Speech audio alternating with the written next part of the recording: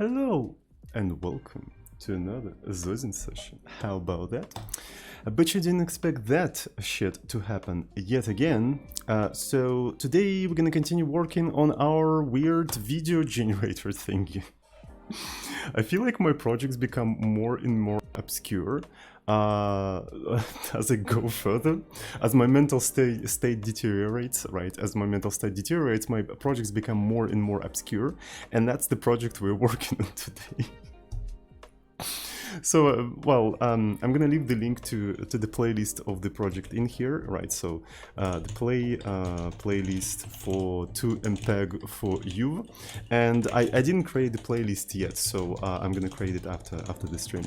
So the idea of this project, right, was at least to explore a very simple video format that you can just generate yourself manually without using any libraries, and I want you to explore that format because it has a huge potential for debugging purposes, right? So if you want to debug some sort of a motion or some sort of simulate some sort of a system, you don't need to use any OpenGL stuff. You can just generate a video and play it with the video player that supports that format. As we were just playing with the format, we implemented a simple simulation that looks kind of cool, right? And we started to do all sorts of cool things with it, and that went outside of the original scope of the project, right? So that's basically what we're doing. We're just working on these weird simulations. So right now simulation is a little bit broken, but I think on Twitter I still have a video that captures the state, like what kind of stuff it can generate, right? So yeah, so this video, you can find it in here, right? So, and basically our video generator can generate these kind of videos, right? So it generates like a very simple simulation that makes the rectangles that bounce off of the walls, and when they bounce they actually split in two and start moving in opposite directions and become smaller and smaller until they all disappear. That creates a pretty cool pattern, as you can see, and we also color rectangles in like rainbowish colors, so it like creates a very like a pleasing picture. So you can find this thing in the chat or in the description, right? So the cool video from Twitter, right? Cool, yikes, cool. Right, so it's called cool. We broke it recently because I was trying to introduce sound to the video generator, right? So right now we're generating only the the visual part, but we then yesterday tried to introduce some sort of a sound, and to introduce the sound I simplified the animation a little bit. So 2mpeg4yuv.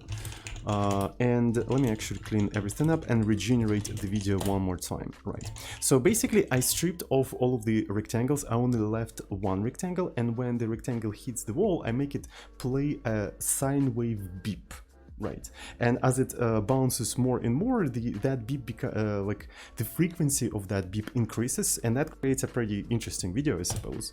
Right, so let's actually regenerate the video and let's see how it looks like. So it will take some time because this is a raw video format, so it generates huge files, and it takes some time, but it doesn't require any special libraries or any special encoding, and that's kind of the point of this format, right? That's kind of the point of it. It doesn't have to be good for storing or transporting things, it's specifically for debugging things. That's what I want to use it for, personally, because we don't have that many like sort of like debugging video formats, or yeah.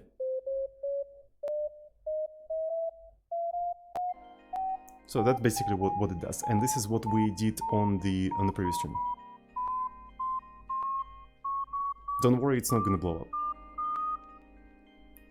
So yeah, and today I wanted to improve our audio system to actually support hundreds of the rectangles, right? So because right now it can only play one beep at a time, and you can even hear sometimes when it needs to play consequent beeps, they actually clip A little bit because of how we manage the sound waves and stuff like that. So it's kind of difficult to explain, but maybe I can try to explain what exactly is the problem here. So there is a really weird audio bug that maybe you can hear, maybe not. It just depends on how much the streaming obscures everything. Just a second. So I'm gonna try to listen to it myself. So sometimes it actually sort of cracks or clips. It doesn't really clip, but cracks.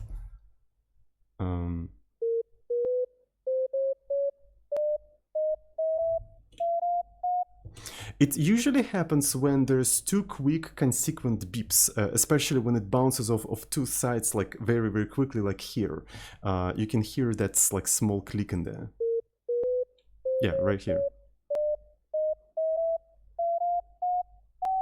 Yeah, another one. So, and this happens because the way we manage the notes, right, or rather the volume of the notes, right? So this is essentially the time, and this is the, I don't know, some sort of like a pressure, I don't know, because this is the sound wave, right? So we need to play the beep, right? So we play the beep with a constant frequency, right? But if you just play the beep like that, it will click on the edges of the beep, right? So what we do, we actually slowly fade in the beep, right? Very, very quickly, like, but still slowly. We smooth out this kind of thing, and then we play for a particular time, and then we fade out. But since the beep is like around 100 milliseconds or 200 milliseconds, this is like a 5% of 100 milliseconds. So it's basically 5 milliseconds, right? So the fade in is 5 milliseconds and fade out is around also 5 milliseconds. So, and even though it happens quickly, it smoothes out that clicks. But here's the interesting thing. We don't handle the situation when you need to play overlapping beeps because we don't have any sort of mixing between them. Right, when you want to play overlapping beeps, we basically abrupt the previous beep and start playing the new one with fade in and fade out, and this is where the clicks sort of comes in, and that's why it happens when there's two consequent overlapping beeps. So that's the problem that we have right now, and this is probably going to be the first bug that I'm going to try to fix today. So fixing this bug is actually relatively simple. You just implement the mixer, right? So, and you maintain the list of currently playing beeps, and as you play them, you just basically add them together, right? So you add them together and everything will be smoothed out essentially.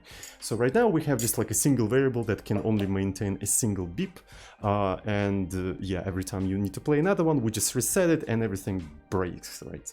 And that's why we hear it click. So classical audio bug. Classical audio bug. So let me see what we can do in here. So 2mpeg4yuv. So I'm gonna go to the simulation of our nation, and where do we have the beep in here? So the beep right now is handled right within the state of the simulation. So here is the beep frequency that we maintain, and here is the sort of like a time variable that we use to keep track of how much time has left to to play the beep, like, right? So when this variable reaches the 0, we stop playing the beep. So what I want to do, in fact, I want to introduce another entity, something like a beeper. Right, and beeper is basically going to be a structure that maintains a list of beeps, right? Right, and a single beep is going to be essentially this pair of variables, like how much time, the duration of the beep, and the current frequency of the beep, right? So you have a beeper which basically maintains the list of them, and then if you want to play the current sound, you ask the beeper and it will mix everything together, right? So let's actually introduce also the beep. So in here we're going to have, I suppose, frequency, which is going to be f32, right? So because it's fractional, frequency could be fractional, and the duration, right? So the current duration is going to be f32. I'm not sure if the duration is a good name for this kind of thing. It's more of like a cooldown, right? It's more of a cooldown, but it is what it is. So, and let's implement the beeper. Right, so for the beeper, I suppose we need to have something like a default implementation, right? Because I don't plan to have any special initialization for this thing. So let's just have a default thing. And for the beeper, we want to have, I guess, a method that introduces a new beep, right? It introduces the new beep. So it will just push that beep into the list of those things. You provide the frequency, F32, and the duration of the beep, right? And what it will do, it will just put this entire thing into the list of beeps, right? So we're just pushing this entire thing here. So frequency and duration, there we go, we pushed everything there. So, and the next thing we need to do, we need to have a function that accepts the sound buffer. Right, it accepts the sound buffer and plays all of the current beeps in that specific sound buffer. So that's what we need in here.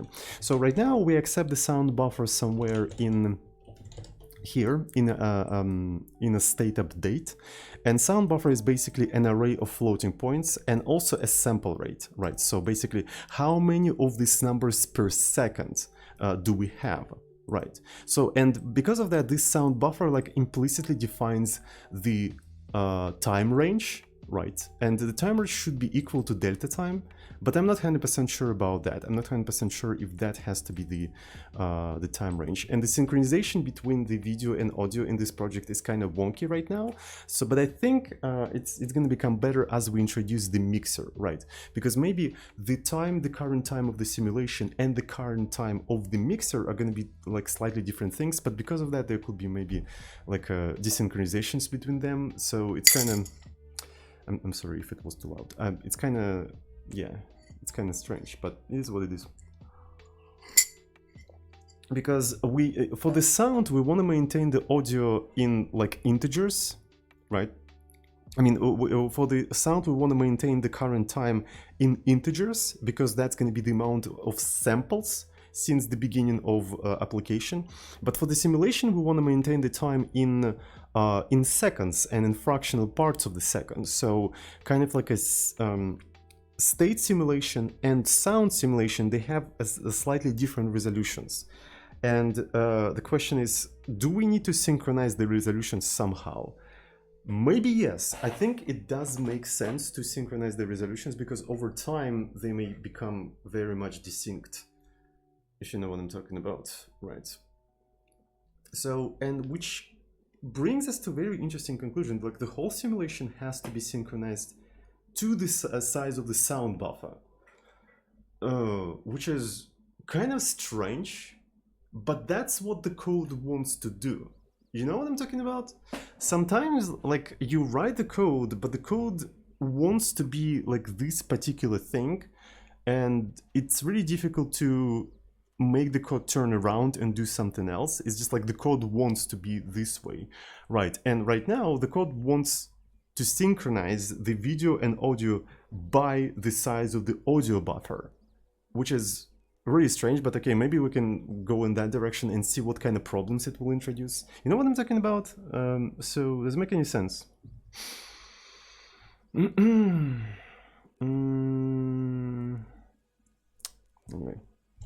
so update. So we're gonna take the self, and then we're gonna take the sound, and this is gonna be something like F32, and this is gonna be sound sample rate, right? And it's going to be size, right? And the question is, what are we going to be doing in here? That's a very, very good question. So I suppose we're going to be iterating through each individual beep.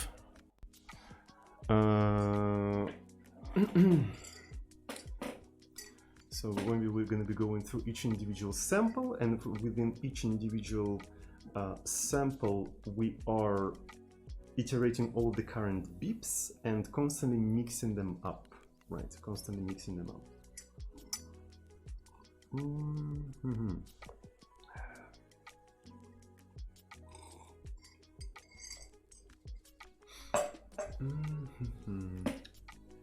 So duration, and duration because of that could be in, well, we can change the sample rate at any point. So to play the beeps, yeah, you can easily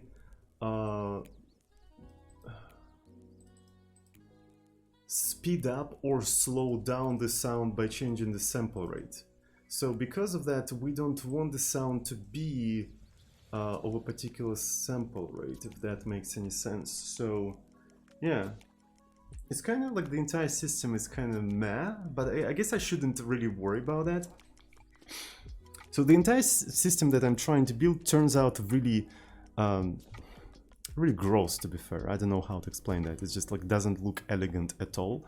But maybe I shouldn't care about it right now. Maybe I shouldn't worry about it right now. So I just need to implement something that is working, right? And then maybe I'll have enough information to make it more elegant and like just also see what kind of problems we have. Yeah. So it's kind of the problem that I always stuck with. Like something turns out really gross and I don't know how to make it better, but maybe I shouldn't care. Maybe I should just implement this entire thing. Right, anyway, so let's iterate through this entire thing. So we're going to be iterating through the samples. So this is a sample rate, then a sample count. Let's call this like this, samples. This is going to be samples, and this is going to be sample rate. So we're iterating samples like this. And within each individual sample, we are basically iterating the beeps, right? For beep in self beeps, right? And I need to iterate it like this. So, and what I need to do for that specific sample, right? I probably need to initialize it to 0, right? So I'm initializing it to 0.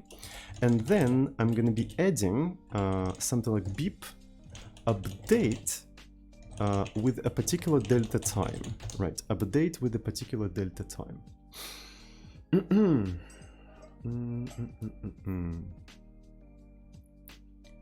With a particular delta time, but maybe it shouldn't be a delta time, rather, because I also need to know the global direction and whatnot. Global time, I mean, not global direction, global time. So because of that, maybe beep shouldn't have any methods. I think any methods in here are going to be pretty much redundant. Right, so we have a duration, so this is the delta time. And the delta time is essentially the sample step, right? It's a sample step. And sample step is something like 1 divided by sample rate, right? Sample rate as f32. There we go. So this is the sample step. And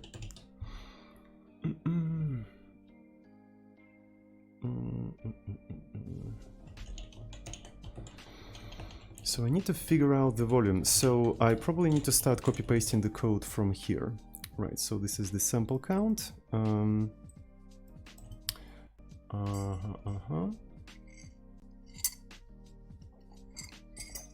So sample rate. So this is the part of the global time. So then we have this thing where we have a beep duration, and so on and so forth.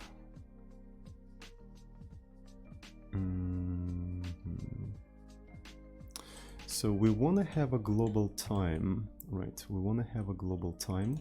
So let's try to support the global time in here. So it's going to be f32. Here's the global time.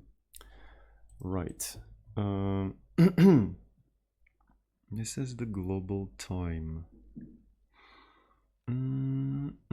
So we iterate through all of the beeps, and if the current beep duration is greater than 0, right?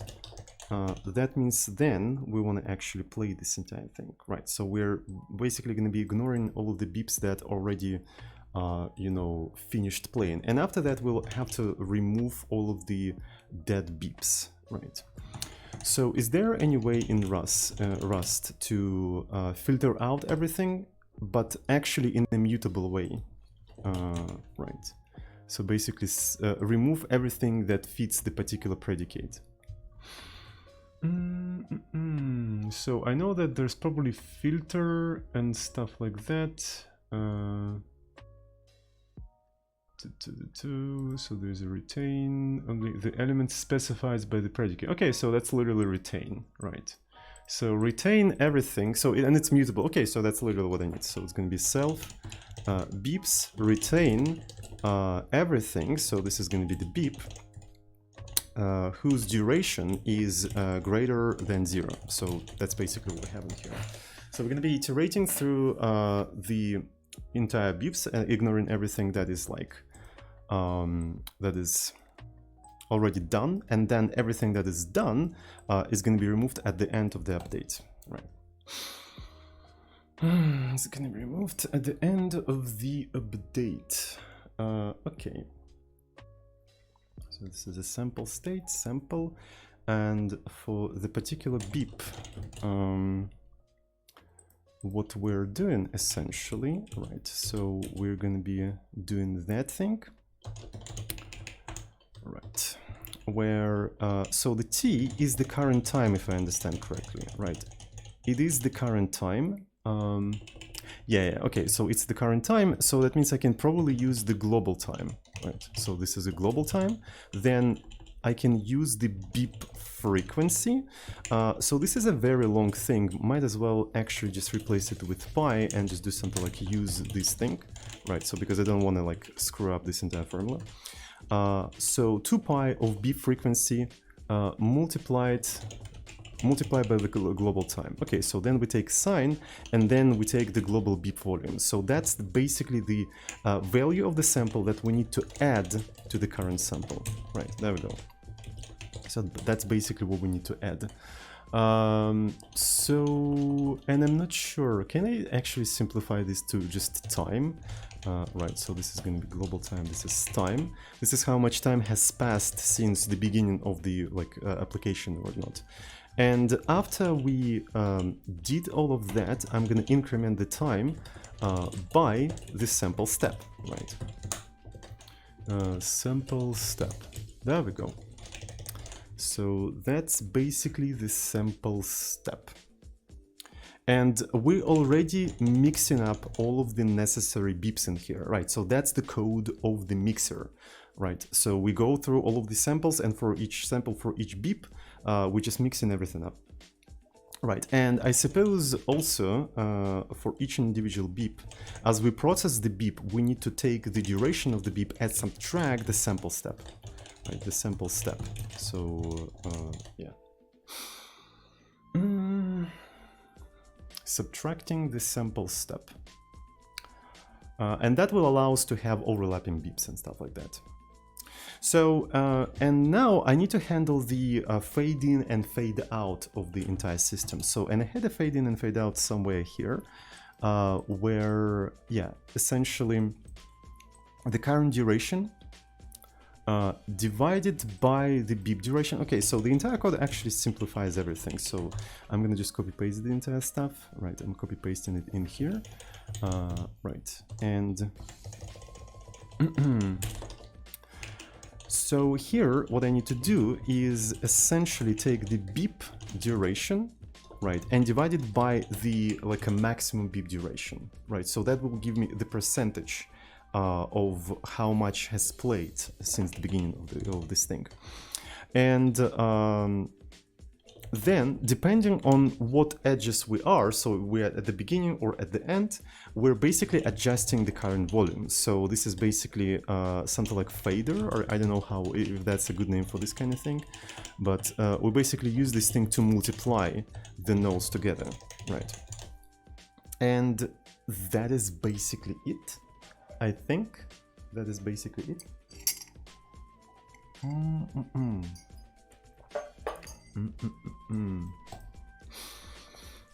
That should be the beeper. That should be the beeper. So it would be also nice to extract out this magical constant 0.05, and 0.05 stands for like 5% of fade in and fade out. So essentially, this is the you know, the percentage of the note. So because when we start playing the note, we fade in, then we play the note, and then we fade out. And that percentage is this is the 5%, and for the 5% of the time it will be fading in, and for the 5% of the time it will be fading out. Maybe percentage is not particularly great for this particular case, because the longer the note, the more fading in and fading out will happen. So maybe this is not what we want. But we don't really have different lengths of note right now, so I don't really care about it too much, right? So I think we can leave it as it is, because I don't really want to mess with already working code. Okay, so let's actually try to compile the entire thing and see if it's, you know, compiled or not. Rust-c main.rs. This one, okay. Cannot assign because we're actually not iterating the beeps in a mutable fashion. Okay, so let's actually do itermute. And everything seems to be okay, right? So yeah, almost first try compile the entire thing. Didn't even upset the borrow checker. Would you look at that? Isn't that amazing, fellow Rust developers? Okay, so because of that, I'm going to be actually introducing something like beeper, which is just, you know, an instance of a beeper. And I don't think we need to keep track of these things anymore, right? So they're not very much important. So this is going to be the sound and a sound rate. So I was actually contemplating the other day, do I want to separate playing the sound and updating the simulation? Since I introduced this like a beeper thing, this beeper mixer, I think now it does make sense to separate playing the sound and updating the simulation. So maybe this is precisely what I'm going to be doing, right? I'm going to be introducing this thing like sound, right, which accepts mutable self because it's going to be updating things, and it's going to accept samples, right? So this is the samples, f32, and the sample rate. So it's going to be use size. There we go. So, and the main update method is not going to be accepting anything, right? So, and for the entire simulation, there are 3 steps, right? Rendering the current state, playing the current sound, updating to the next step of the animation. You see? So, yeah, that's essentially going to be the thing. And maybe this is where... Oh shit, that actually gives me a pretty cool idea on how to update how to synchronize video and the sound. You see, when we mix in the sounds, we actually update its global time. But what if we don't update its global time? What if we pretend that we're updating it in here, but once we've finished playing the thing for that specific samples, we just roll back to its original value, and we only update the global time in the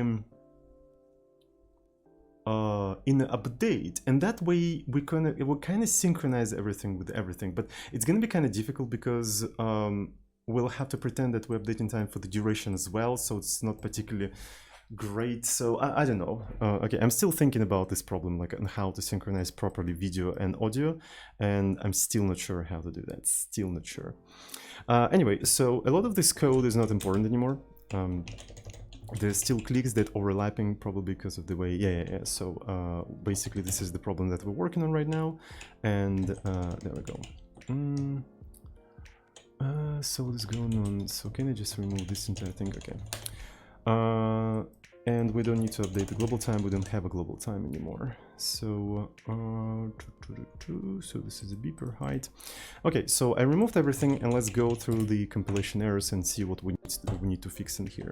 So as you can see here, we're not doing this kind of shit anymore, right? So we need to move updating of the sound to a different place.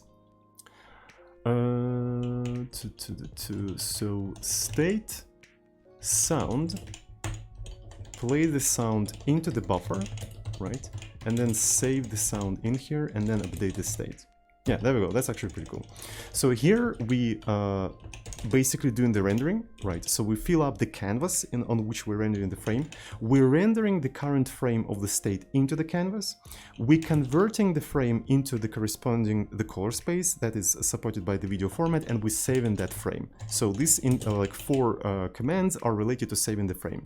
Then we have a similar symmetric situation for the sound, right? We clean up the sound buffer, then we ask the state, please fill up the sound buffer with the currently playing sound, and we're saving that sound buffer into a separate sound file. And then we're updating to the next step of the animation, and we repeat that until we render the required amount of frames. So everything is separated in here. Video, audio, next state. Video, audio, next state. Video, audio, next state. So pretty straightforward, pretty simple. Okay, so what else do we have in here? Global time, we don't have a global time, we don't have any of this shit. So self, it's not a beep. Well, we don't have a beeper. Let's actually do something like beeper. Beeper default. Right, so this is going to be beeper default. And in here, when you want to play the beep, what we have to do essentially is beeper self beeper beep. And we have to provide the frequency. So I suppose I should have not removed the beeper frequency, because as you can see, we keep updating it. Because every time you bounce off the wall, you have to increase it by 20. So we'll have to bring it back. And then we're going to be using beep duration to play the beep. Right.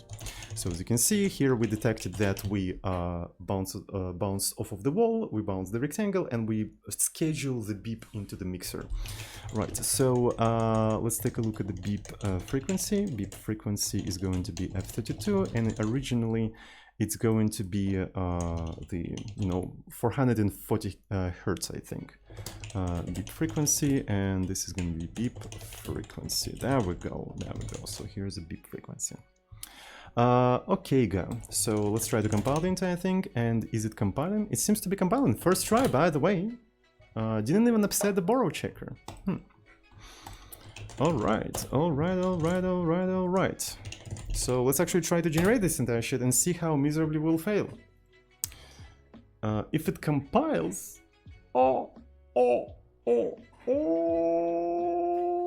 it works. So how's it gonna run? So that's supposed to fix.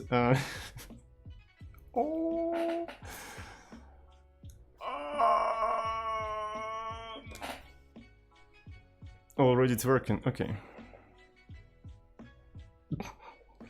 Hands up! Hands up!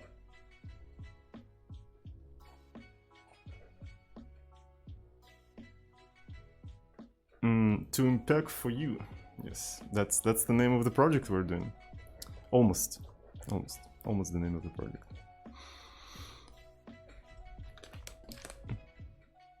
I can't hear shit in this mist. One more time. I'll put MP4. It doesn't play shit. We screwed up, chat. We straight up screwed up.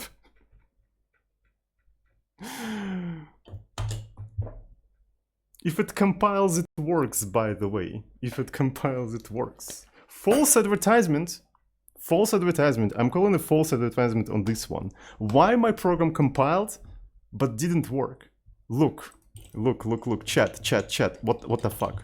So grep rn recursive grep with all of the numbers, all of the 9 numbers, and I'm looking for unsafe. There is no well, wait a second. There is unsafe in a binary file, but there is no, what the fuck? There is no single unsafe keyword in my entire source code, but the executable that it got generated by the compiler does have unsafe. Wait a second. Does the Rust compiler embeds unsafe code into my executable?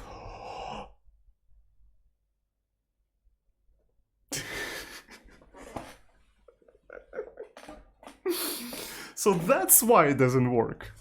So that's the reason. We need to report a bug. Somebody please report the bug that Rust compiler embeds unsafe code into my executable. If Rust is safe, why the fuck do I have unsafe in my executable? What the fuck? Anyway, so we need to understand what the fuck is going on. I'm not sure what the fuck is going on, but something fucking is going on. So where is my music? Let's keep playing music. I wonder if we have anything interesting in the sound file, because we generate the sound in a separate sound file. If I do something like hex edit, output VCM, and as you can see, it's all filled with zeros, right? So if we go through the entire audio file, nowhere at any point it is filled with anything. So the entire thing is literally zero. Start over, subscribe. It is Safi and Safi. It is Safi and Safi. Thank you so much for 5 months of tier 1 subscription. Thank you. And welcome to our epic safe club. Hey Toding, what sound API do you use in this project? None. I don't use any sound API. So essentially what I do, I generate a PCM file. Right, literally, raw PCM file, and then I just mix it into the video with FFmpeg. That's how I do that. Okay. Safi and Safi. Useful. So I suppose the entire thing that it saves in here is actually empty. So far I don't see any sound, right? Right, it literally didn't generate anything. So because I presume, knowing we're already more than halfway through the whole file, and we haven't seen anything.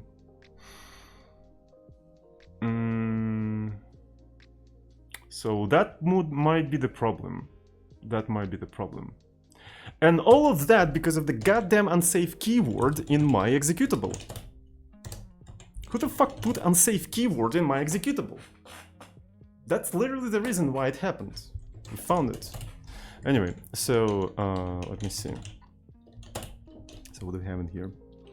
So we fill everything with 0, and then we ask the state to do the sound. And if I take a look at the simulation and oh, okay, that explains everything. All right. So anyway, let's ignore that never happened. Update sample. All right. So let's see this entire thing compiles. RSC main RS. Okay, so does it compile? It seems like it's compiling. Okay, so let's just generate this entire shit.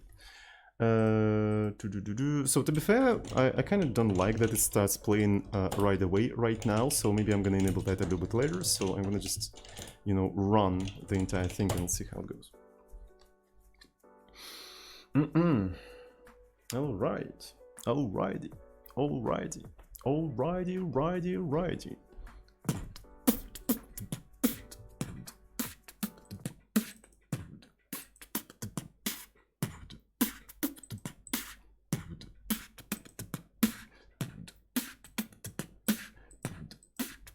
Okay, so it's ready. Oh, it also needs to convert this shit. Alright. Alright, FFmpeg kicks in, and we're handling this shit at 60 FPS. Would you look at that? Handling that shit at 60 FPS. Alright. So prepare your ears, we're about to hear something. So, and let's see if the actual click on the consequent overlapping beeps has been fixed.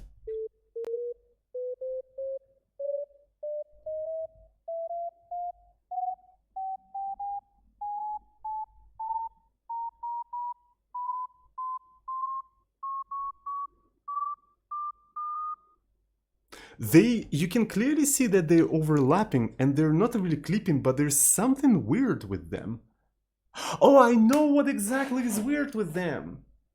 Because every time we bounce off of this thing, we increment the frequencies. So the consequent beeps they dissonate with each other.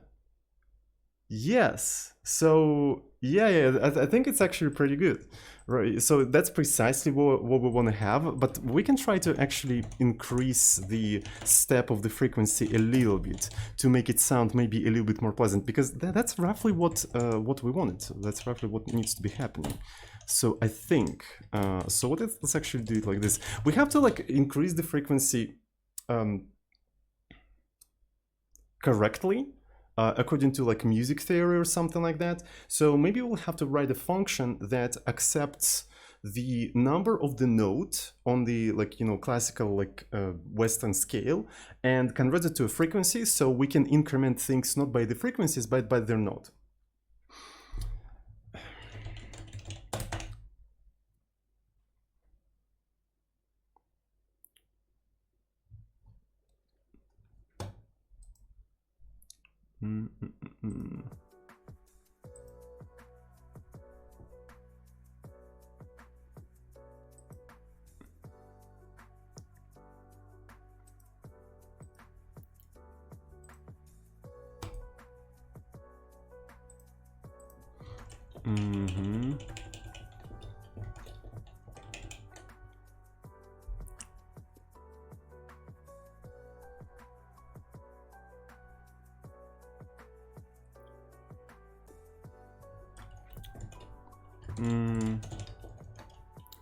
So what do we have in here? Is going to be output MP4.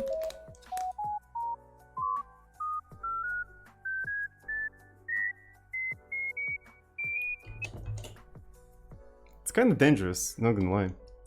So yeah, I suppose we have to basically convert, like increment the frequency not by just some sort of like a random value that we chose, but by actually note.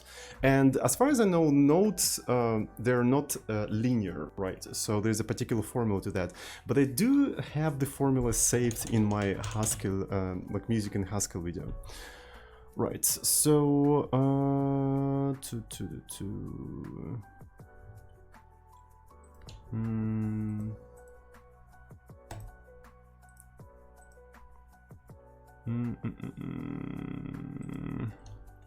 so music in Haskell.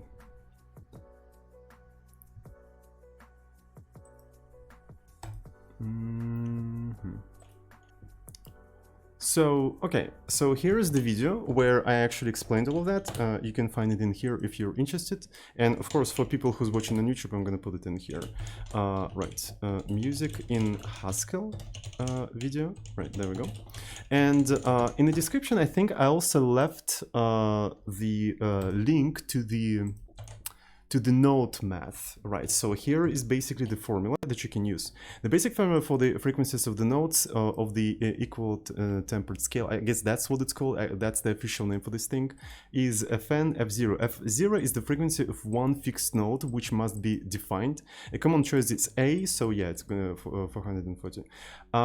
Right, so, and A is the 12th root of 2, the number which is multiplied by itself 12 times equal to this specific thing. Okay, so yeah, and we just need to implement that formula in Rust and just plug it in, and that should work, because that's precisely the formula that I used in the video, and it worked really well. It allowed me to actually like make different tunes and melodies and stuff like that.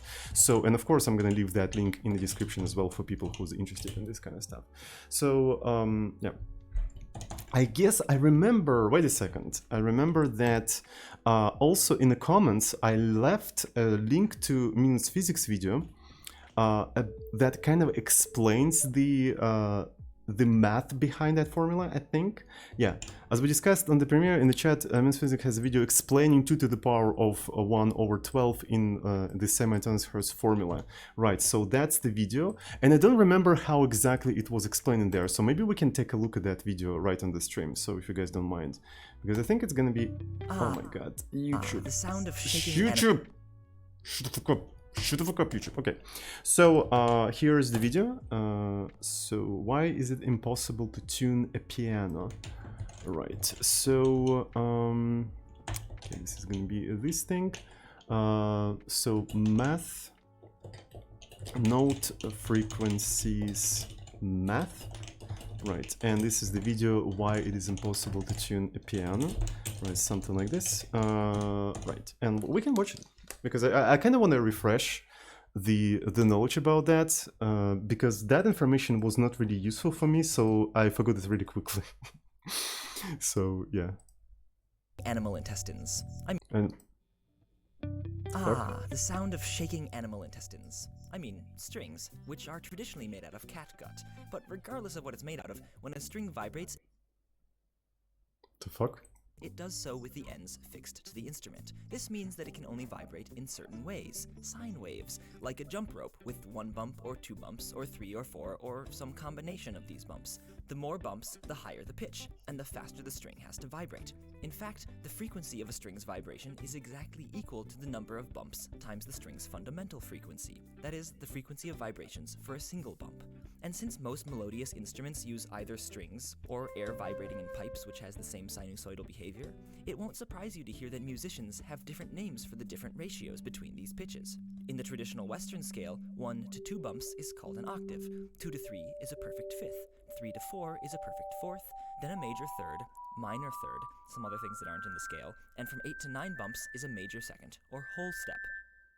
If you play a few of these notes together, you get the nice sound of perfect harmony, hence the name for this pattern of pitches, harmonics. In fact, a sound that matches one of the harmonics of a string can cause that string to start vibrating on its own with a resonant, ringing sound. And a bugle playing taps uses only the notes in a single series of harmonics, which is part of why the melody of taps rings out so purely, and why you can play taps with the harmonics of a single guitar string.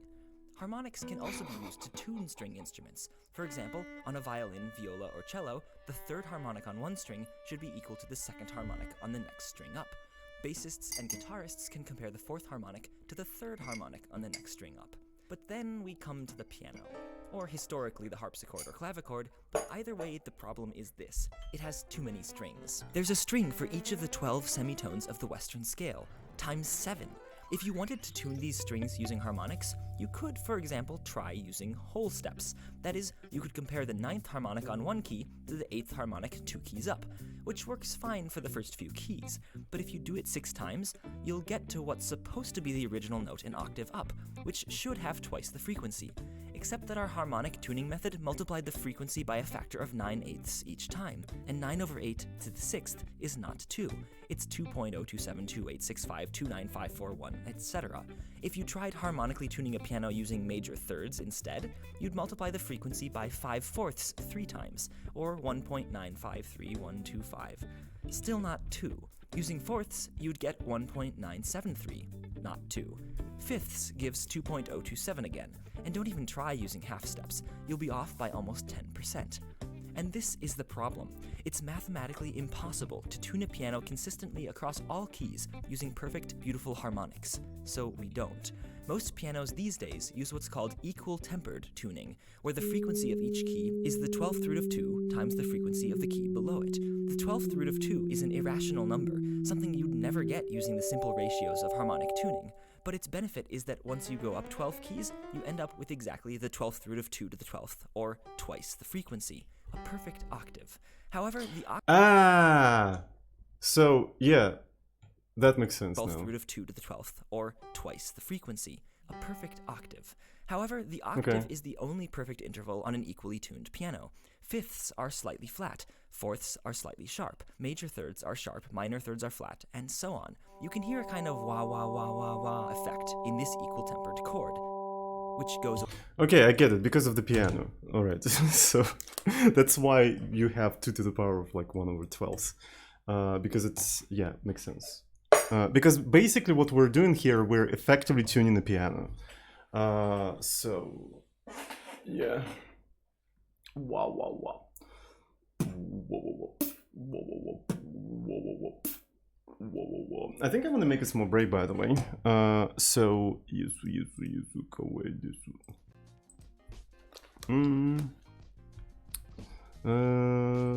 alright. I wish I learned this in school when they teach us music theory. I mean, why? Why is this so time sensitive? You can learn it now. Why learning things in school, in a lame, stupid school with stupid teachers, when you can learn it right now in 2021 with the modern technologies on the internet, watching some YouTube videos? Just learn it now. Fuck schools, really. So school didn't teach me anything, right? So why would I even like worry about like why didn't they teach? It's like, fuck school. I can learn all of that shit myself. I don't need school to learn shit. Right, so if I want to learn something, I'm gonna fucking learn that. I don't need school for that. Alright, so anyway, let's make a small break. Right, and alright, let's continue. So let's go ahead and implement this specific formula.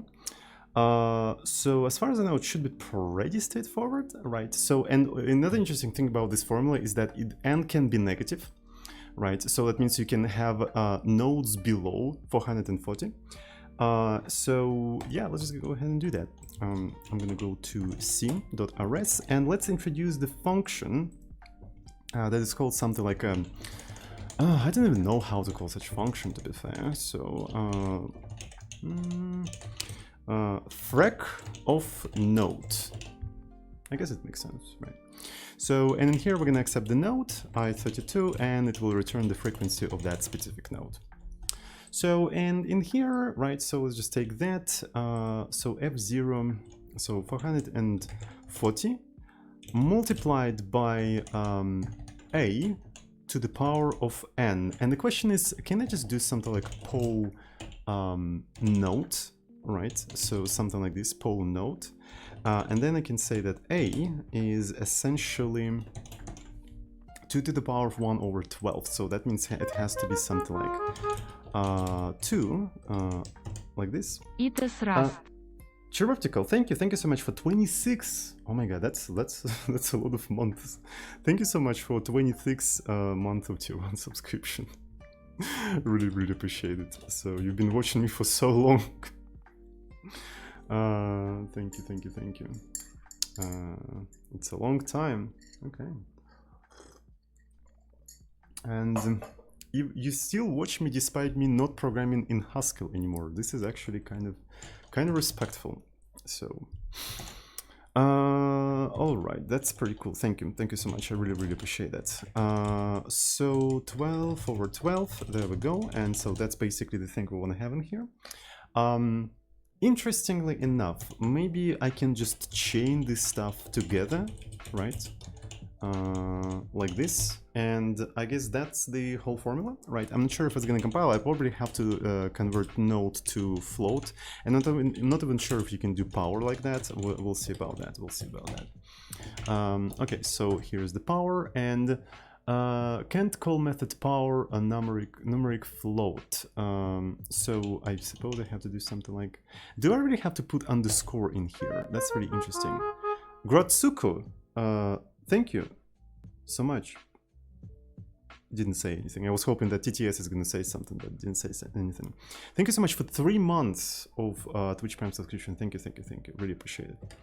All right, so F33, 32. All right. So there's associated function POV. That is really strange. Why is it called POV and not just power?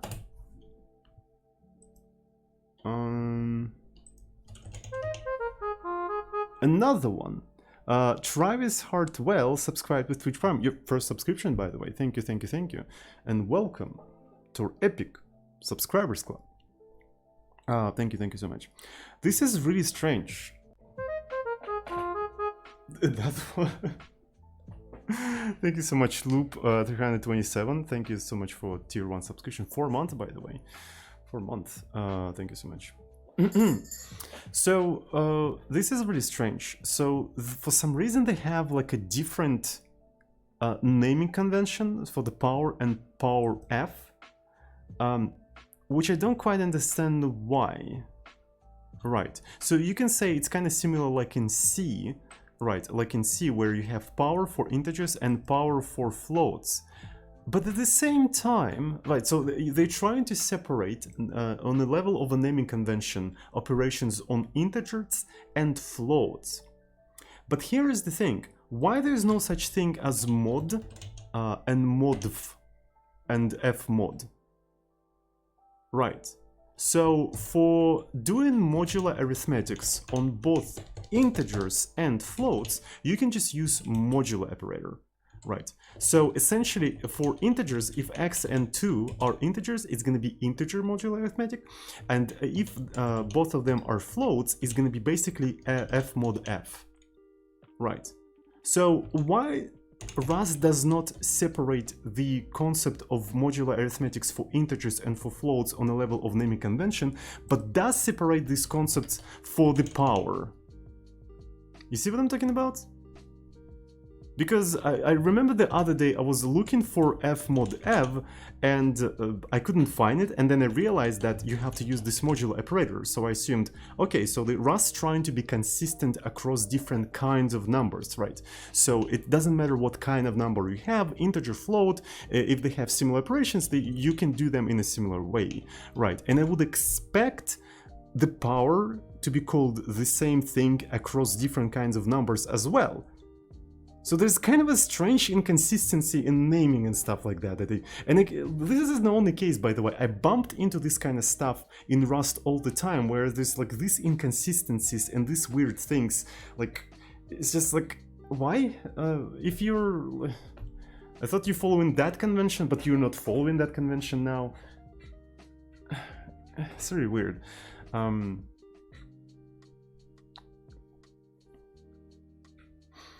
Though the situation with naming convention in C is even worse than that, right? But C has a good excuse because it's like a very old legacy language. It has like a whole legacy baggage that it needs to carry around, but Rust had an opportunity to fix all that. Though all of that stuff isn't really important, right? All of that stuff isn't really important. It's just like the other day I was trying to do things with modular arithmetics and my guess was incorrect, and I adjusted my guess, and it's incorrect again. So yeah, it doesn't really matter. It's nothing that important. It's just like something small that I noticed in Rust all the time. So anyway, it doesn't really matter. All of that really doesn't matter. Seriously, it's just like whatever. Okay, so you have to use pov f, right? Pov f. And let me take a look. So this thing has to be f32. Maybe there is a reason for that. Maybe you can raise it to the power of integer thingy. Maybe, yeah, whatever. It doesn't really matter. Not important. Okay, seems to be working. Seems to be working. So, and now I'm not gonna have a frequency of the absolute frequency, right? So we're gonna have a frequency of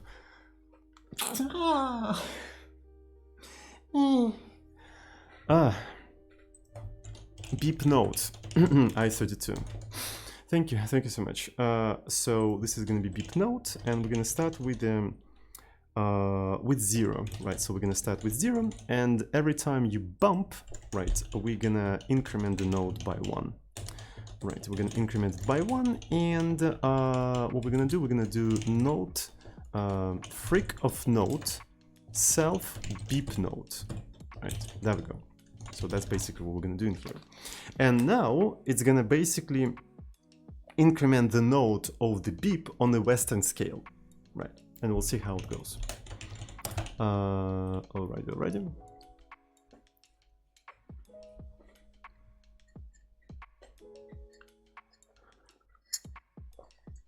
Hello, Nercules. I don't know how to pronounce your name.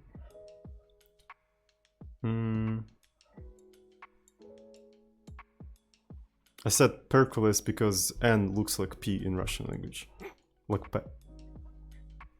And I have a Russian brain. All right, so we need to merge these things together.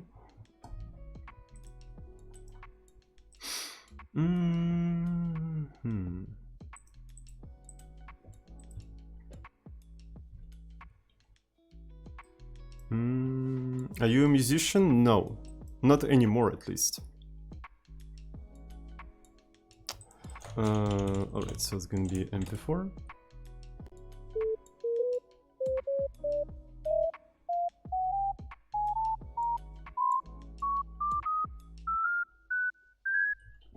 Okay. So, and now we can do something interesting. So, as far as I know, this is half of a tones, right? So this is a half of a tone. Yeah, so it's a half of a tone. But what if we increment by the whole tone? If you know what I'm talking about. What about the whole tone?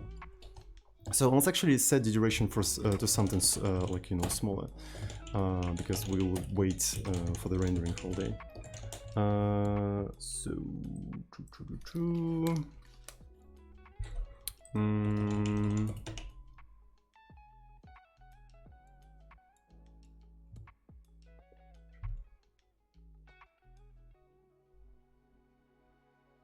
Fulton Scale, yeah. So it's used in like, you know, tales and stuff like that usually. It's like it has a mystery sound.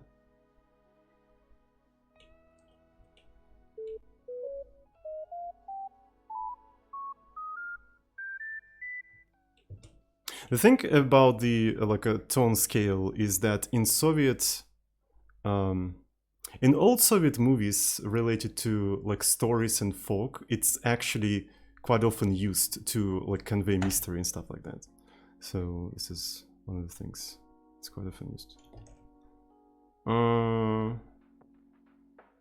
Because it's really good at it.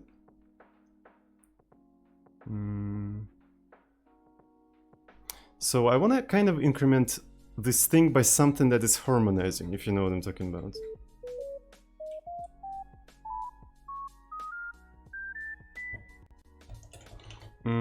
So maybe 1, 2, 1, 2, 3, 4, or maybe even 5th. So maybe quintus. What about quintus? So if I go like this, so it's gonna be +5. But one of the things I want to try, in fact, is starting like a relatively low. Right, what if we start, so if we increment by 5, right, so by quintus, we can start like around -20, and I hope it's not going to be too low, hopefully. So like 112 is going to be like 1 octave, so another 124. Yeah, we can start like around here, and let's see how it's going to sound like. So it's probably it's going to be relatively low.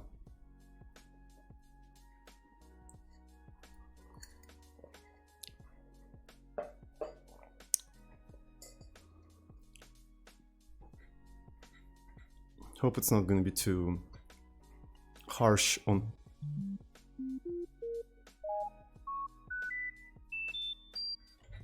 Yeah, it actually, you know, rises very, very fast. Okay, so I think we have all of the necessary building blocks to actually start doing something more complex, right? So, for example, having like hundreds of the rectangles and stuff like that, right? So, yeah, I think we straight up fixed the bug, right, that I described at the beginning of the stream. So there is no clicks anymore, and we're also doing everything by nodes, right, in the Western scale. So let's do a committee. So this one is fixed, so I removed it appropriately, and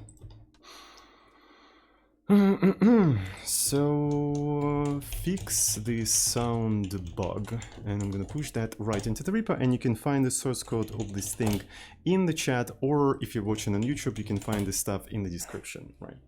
So the source code is like the second link in the description. All right. So let's go ahead and introduce something. Right, let's go ahead and introduce something interesting. So let's go back to the complex version, right? But let's not play any notes yet, right? Let's not play anything right now. Let's just uncomment the original one, right? And let's just generate the original version with a lot of rectangles and whatnot. Let's just see how it's gonna look like.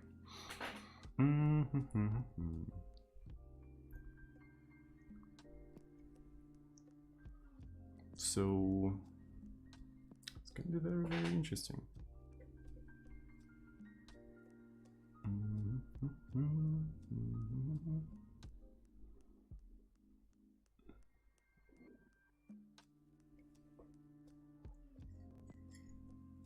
Okay, so this is the original animation.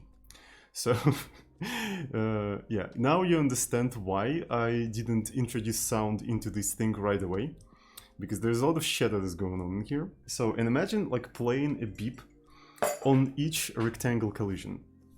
Right. So, well, you don't need to imagine, we're about to do it right now. So let me see how we can do that. So here we know for a fact if we reached sort of like this state, right, this execution, we collided with something. So we need to, yeah, we need to push a new beep, right? We need to push a new beep, and the beep will probably depend on the rectangle, right? The beep probably will depend on the rectangle, but I'm not 100% sure. So, and I wanted to do it so, depending on the size of the rectangle, you play different beeps, right? But I didn't want to make this dependency like random, right? I wanted the, you know, sizes of different rectangles to harmonize in some particular sense, right? So how are we going to be doing all of that? So I think we can store the beep node inside of the rectangle itself. I think that's going to be a good idea, right? So we store the beep node in the rectangle itself, and every time you collide, the rectangle collides, you play that node, and every time you split the rectangle, you increment that node by something that will harmonize with the previous rectangle, if you know what I'm talking about. Right, so that's going to be the idea. Okay, so we're going to start something with like node, and it's going to be just I32, right? So here's the node. And when you construct a rectangle, you'll have to specify it. And once you split the rectangle, we're going to take the node, and it's going to be self node plus, let's actually do 4. 4 actually harmonizes relatively well as well, but it doesn't grow as fast as 5. Well, it still grows pretty fast, but yeah, I don't know. We'll see, we'll see. Okay, so every time you split, we increment that node, and yeah, there we go. So let's actually go to the compilation errors, missing a node, and we're going to be starting with the, with which node? -24. Yeah, let's actually start with -24 and see how it goes. So we don't need a beep node anymore. Let's go to the compilation errors in here. So this one, and let's remove this beep node from here. It's not needed anymore. And now every time I play, I don't play just a beep node. I'm playing the node from the rectangle itself. Right, rectangle that we're about to remove and split does contain a node that you have to play while doing all that, right? And as you split, split also automatically updates the node. Okay, so everything actually fall into places. All right, this is actually pretty good. Okay, anything? All right, so it's generating. Let's actually here, get ready for an ear rape. So take off your headphones, so because it might get crazy. Right, because we're gonna have a lot of sounds in here. So I'm taking the risk, right? I'm taking a risk because I'm the streamer, right? But you don't have to. You don't have to, so be careful.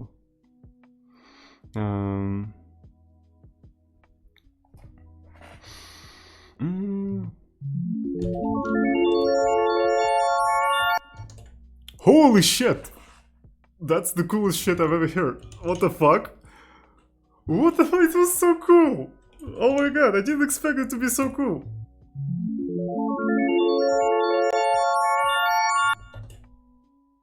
I think we need to cut this shit to a particular... The fuck?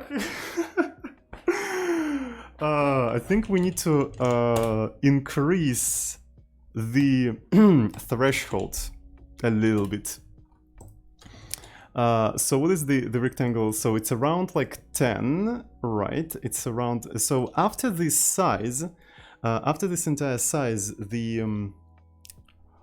oh boy, the rectangle is considered dead and completely removed.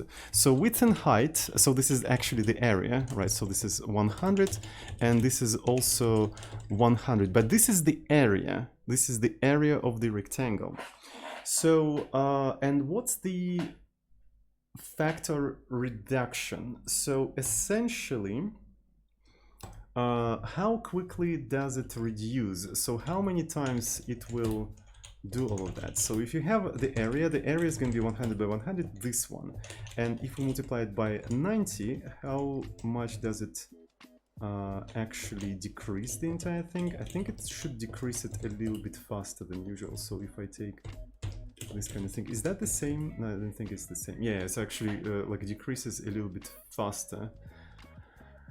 It actually decreases as a little bit faster. So if I do this kind of stuff a couple of times, right? So okay, so 81, another 81, another 81. So at which, what's going to be the actual thing that we want to put in here? So maybe I can just do the power in here. Right, so let's actually try the power. So can I do 5, then 6, 7, 10. So you need to make like 10 of them. So, and we're incrementing like a 10 times. So it's actually kind of too much. So I think I would say that the threshold of the area has to be around 3, 5, I think. Given the way we do things, I think that's the most reasonable threshold to put in here. Right, so we'll see. Maybe I can even like put this, like compute this kind of stuff based on the split reduce factor. Right. So let's see. Okay, so let's actually recompile the entire thing.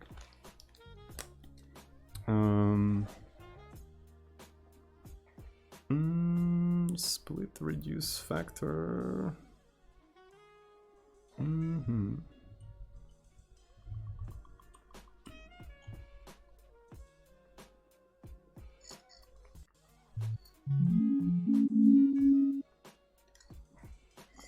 Not bad. So let's actually try to do this kind of thing. I don't know.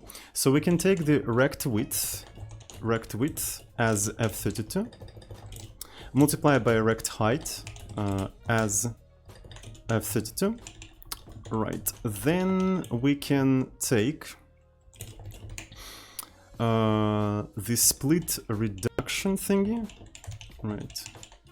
Split reduce factor, write it to the power of, let's say 10, but multiply by 2, right? So this is how many times you can sort of split this entire thing, and let's say that we want to split it maybe like 15 times. Well, I think I originally wanted 10.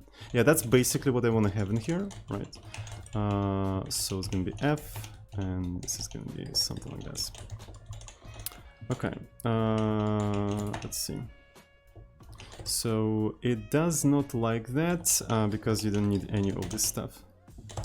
Unnecessary parentheses, that's very important, thank you so much.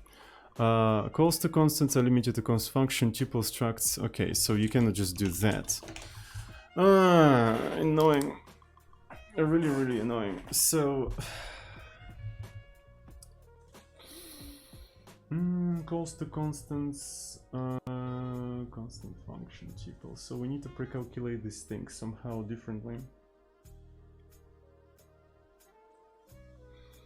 What a useful language, I swear to God. So 100 by 100 multiplied by 90 to the power of 10. Zozin, you don't understand, Zozin. It's difficult to have a consistent floating points between the platforms. It's so hard. Zozin, you don't understand. It's very, very hard problem. It's very, very hard. That's why you can't do that. That's why you can't have a useful language, Zozin. That's why you can't. Why? Okay, so let's take a look. So it has to be something like this. That's why you have to suffer, because it's so hard.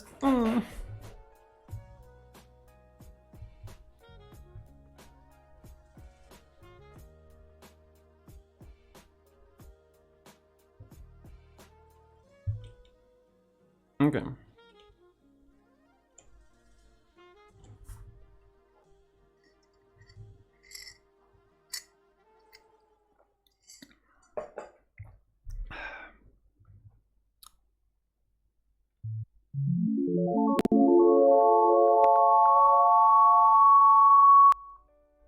Was it too loud? It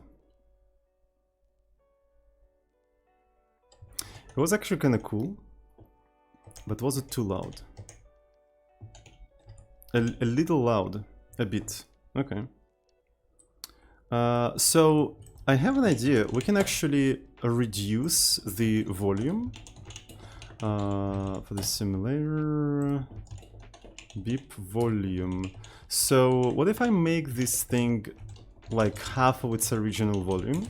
Right, do we even use beep volume? Yeah, we do use beep volume like this. Uh-huh. So let's give it a try. Mm-hmm.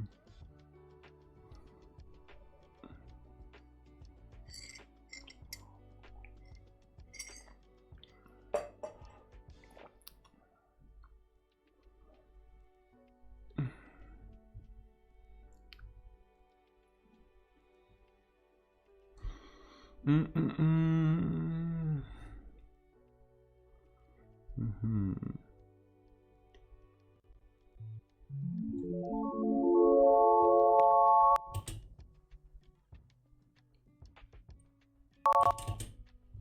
Okay, let's not do that. So let me think how we can solve this kind of problem. So it also starts clipping and shit. It also starts clipping, and we need to think how we can do that. I remember there were the ways to sort of not clip or anything like that.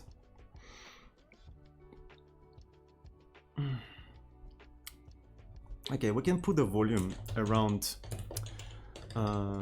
like 1, right? Around 1, and then we basically increment everything in here, right? We increment everything. And then what I want to do, I'm going to take the sample, right? I want to take the sample and I want to divide it by the amount of beeps we have, right? So that's one of the things we can do in here. Just divide it by the amount of beeps. So because we stack them together, and at some point it's going to become a problem, I suppose.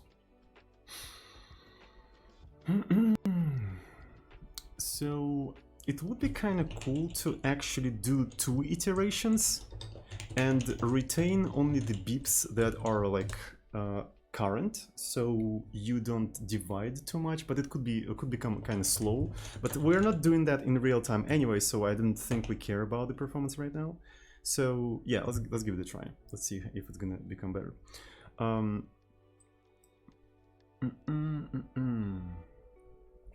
So, and maybe at some point we'll have to do something with the high pitch as well. So maybe we just don't want to grow very fast. Conversion failed. The fuck? Input contains nan. Oh shit. So this entire, okay, so this entire thing actually divided. Okay, that's very interesting. I see. So we have a division by 0. So that means if self beeps is greater than 0, only then let's do that. Okay, so it's kind of interesting. So FFmpeg actually helped us to find the bug, right? So because you have like infinite or none usually when you divide by 0, so that was relatively easy to catch. It's pretty cool.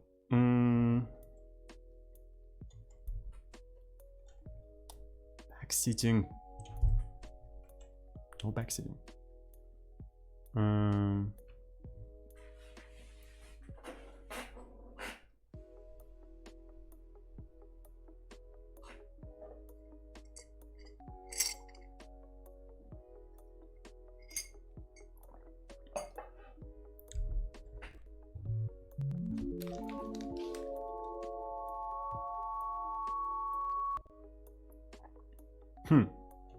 It started to also clip in a really weird way, if you know what I'm talking about. But that was actually...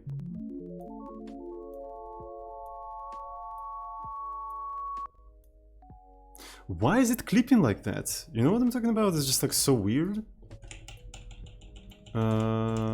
So it's really strange. It's not really clipping, but it's like, yeah, clicking rather. It's rather clicking. So what if I remove this entire thing? The to split stuff, the to splits, and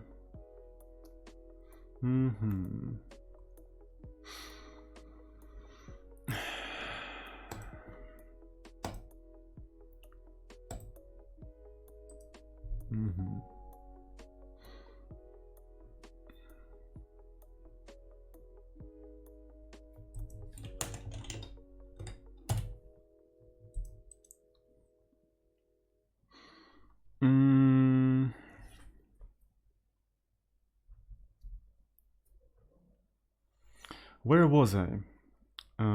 Where was I? I want you to just do the single bounce, right? So basically without multiplying stuff like that, right? So when we have to split, right? So this is basically what I needed to do, all of that stuff, right? This is basically where I wanted to do this kind of stuff. So this is going to be a single beep. So let's actually don't do the right one, because I think the right one goes in the opposite direction. So yeah, what we can do in here, we can just forget about the right one. So, okay, so that actually makes it super convenient. So now you can just play it with a single note, right? And that should be fine.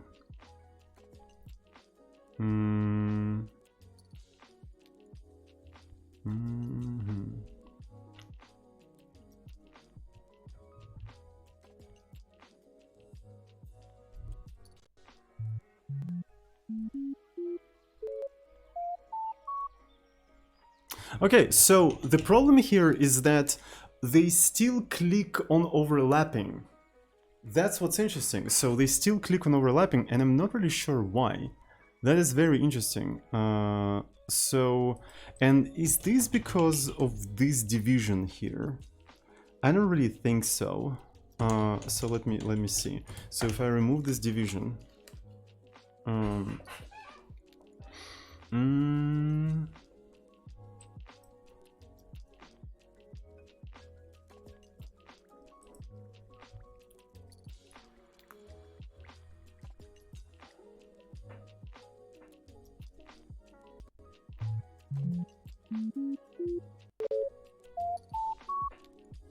no.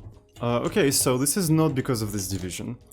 Alright, that is very interesting. So why would that happen when they overlap?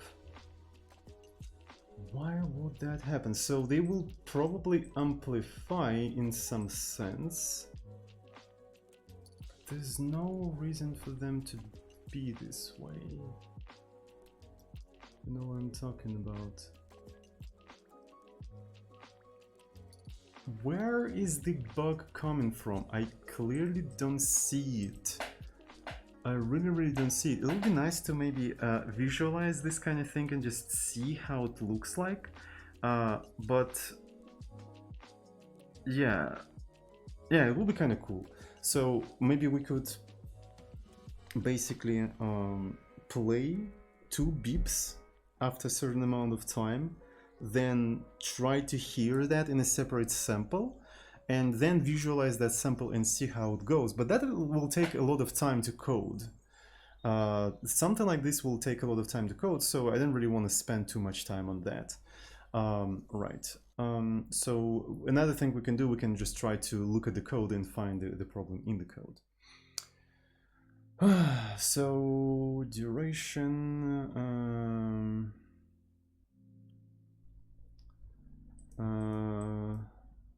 duration. So it's going to be fader.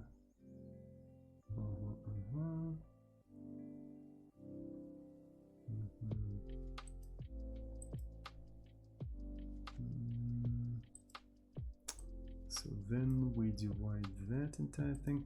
Oh,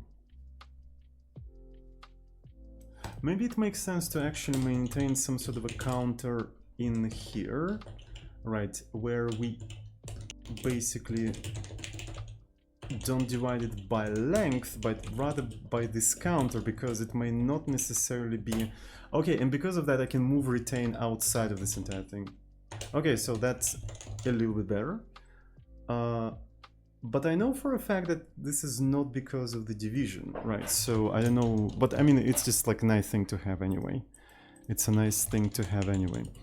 All right, so this is has to be mutable, of course. Yeah, the rest has to be annoying like that, of course. Because that will make my code safer, obviously.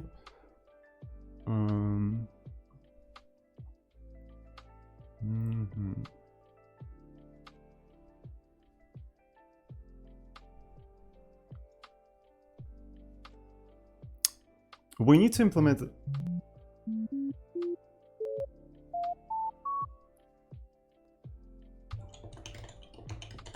We need to implement a real-time renderer for sure.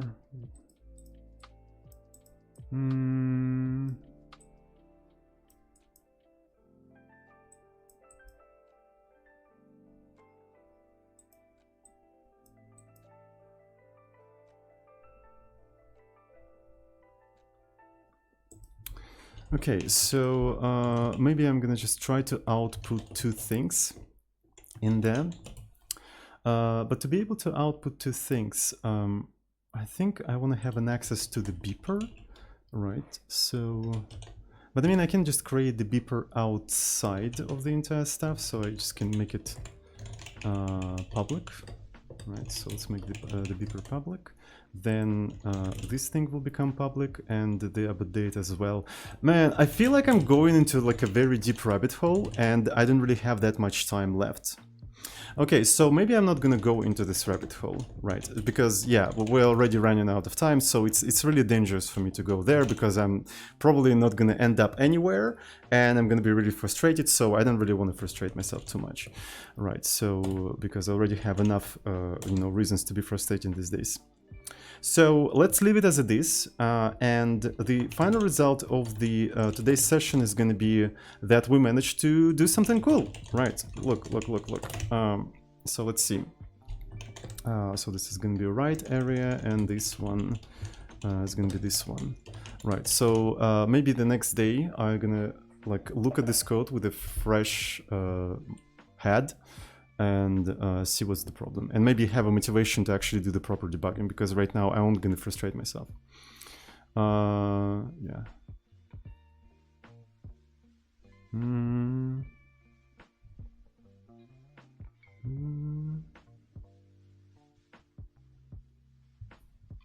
So let's take a look at the final results. Oh shit. It's in such a... Okay.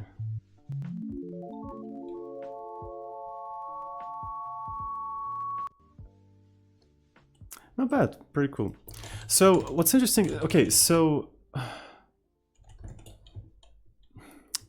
cannot let it go. Let's stash everything just for a second. Last thing, I want to check last thing. Was the bug always there? Was the bug always there? So I'm basically stashing the latest changes, and let's just see if the bug was always there. Because maybe it was, I don't know. And maybe, in fact, I didn't really fix anything when there were consequence things.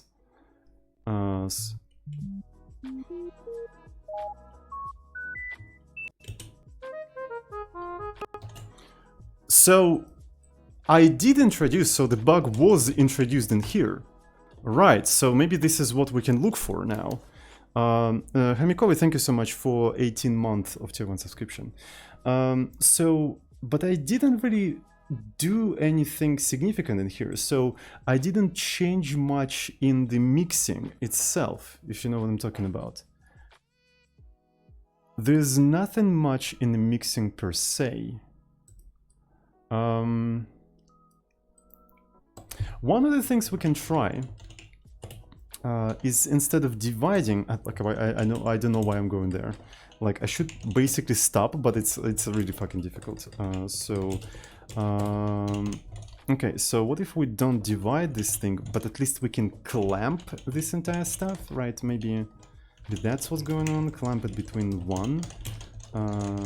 Is that basically... Yeah, I don't know. Maybe it's clipping. Maybe that's what it is. Cannot be... Okay, so you cannot dereference, whatever.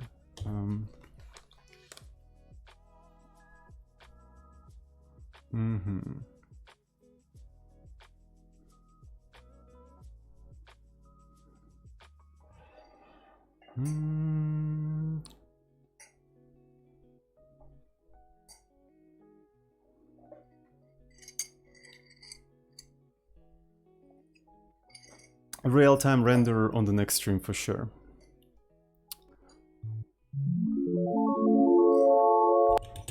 Yeah, it was clipping. Basically, it was clipping. So division didn't really help with this kind of stuff, so it is what it is. So yeah, that's pretty cool. So we kind of fixed it to some extent, right? To some extent. So let's actually try to make it like that. And maybe I'm gonna make... Man, I really wish I could just compute it at compile time, but no. Having floating points, consistent floating points on all of the platforms is so hard that you have to suffer, right? So there is literally no solution to that problem whatsoever to make the life of the developer comfortable, so you just have to suffer, right? So it's just like impossible problem to solve. Okay, so to the power of like 10 to 2. So, I mean, like, okay, it is inconsistent on all the platforms, but is there any way to the compiler to say, I don't give a shit? Because I'm not shipping that to all of the platforms. I'm just writing the code that I want to work on my machine right here, right now, and I don't care. Sure, I do understand it is complicated, but what if I don't care? Right, so... What if I don't fucking care for this specific like time? Just let me do that. Okay, so fucking no man. 9. So and this is gonna be something like this, right?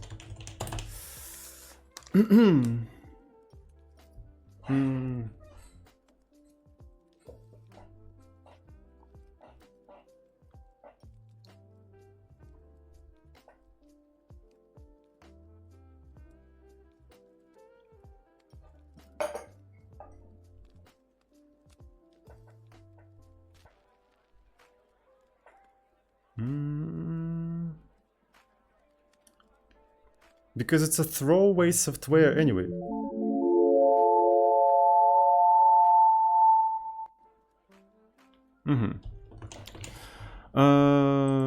So what I'm trying to do right now is just like maybe get it 1853 to something that is presentable, if you know what I'm talking about, right?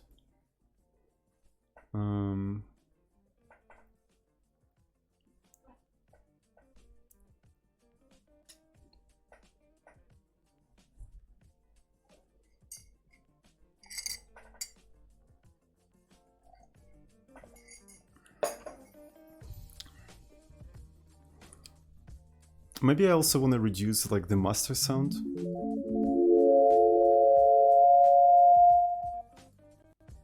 Yeah, so that's pretty cool.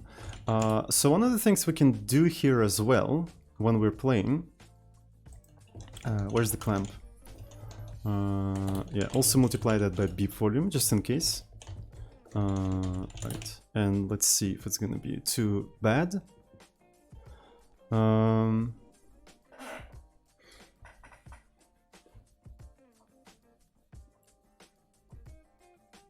So I think this is a pretty extensive test of a video format.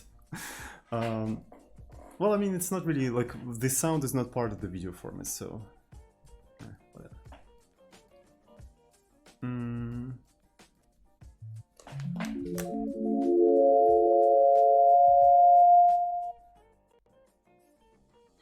And what if we try to change the step with which we actually incrementing things when we split in the rectangles? So the step right now is 4. 1, 2, 3, 4.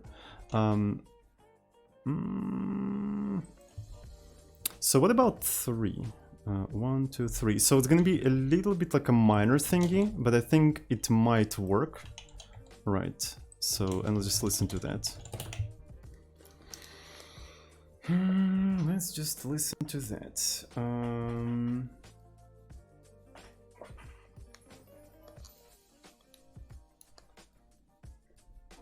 Okay, I don't know why I'm taking off my headphones.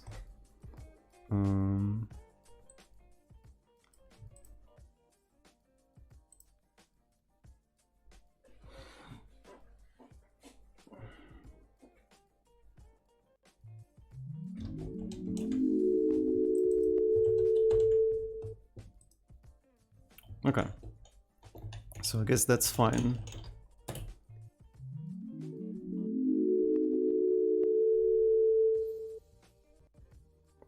So, how does it sound, by the way? Does it sound alright?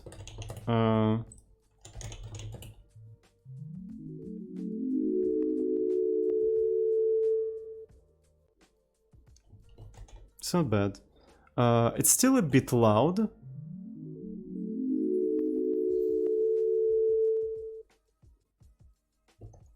Alright, so let's do a committee, and maybe later we can come up with something more interesting.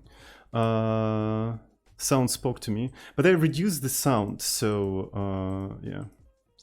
Let's actually post that on the Discord server. So, oh my god, it's so slow. Upload the file.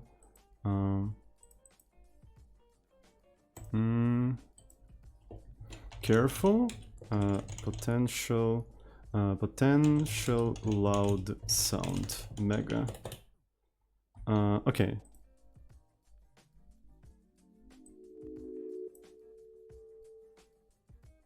So yeah, looks alright.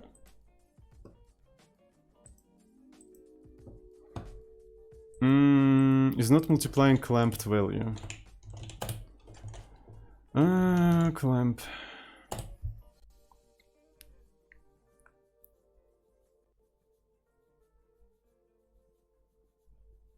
Well, yeah, it is not, actually.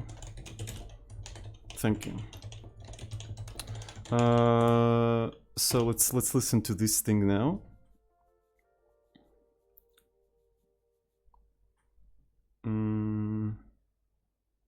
Yeah, I'm already tired. I'm starting to make these kind of mistakes.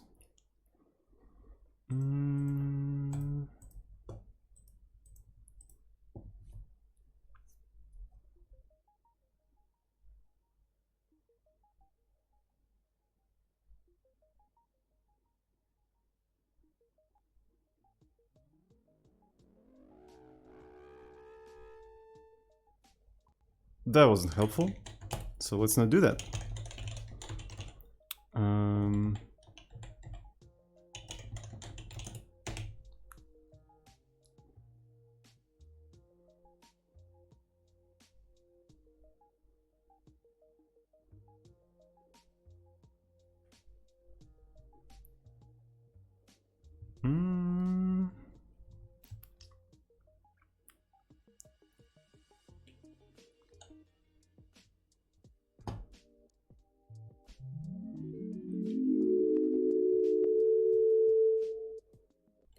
Cool.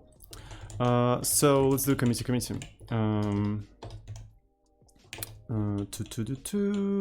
So implement the complex version, right? Complex. So this one is done. Yeah, I also had this idea to actually do a stereo sound, depending on the orientation of the collision. So if it collides with left or right. So yeah, that would be kind of interesting to do, but I'm not sure if I want to do it like in the near future. But it's something to keep in mind. So let me try. Implement sound generation for the complex version. Right, and there we go. We're gonna push that right into the repo. All right. So today was a relatively productive stream. So I think I'm done with the sound system in here.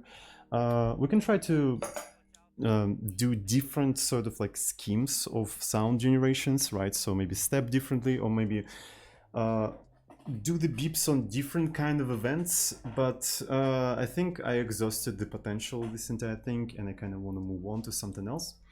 So, and the thing I want to move on to is real-time rendering, because it's kind of lame to wait so long to just see the result. It would be way nicer if it was like a real-time renderer thingy. So we're already going outside of the scope of this project completely.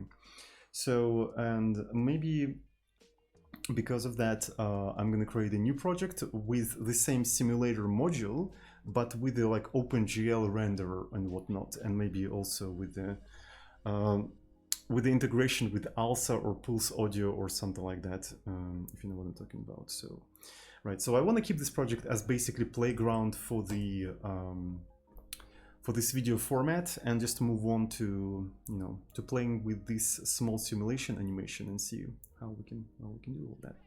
All right, so maybe not. I don't know. I haven't decided yet. In any case, check out the source code of this entire thing if you're interested, and check out the description if you're watching all of that on YouTube. So, and yeah, I gotta go, boys and girls. Thanks everyone for watching. Love you all. Mwah.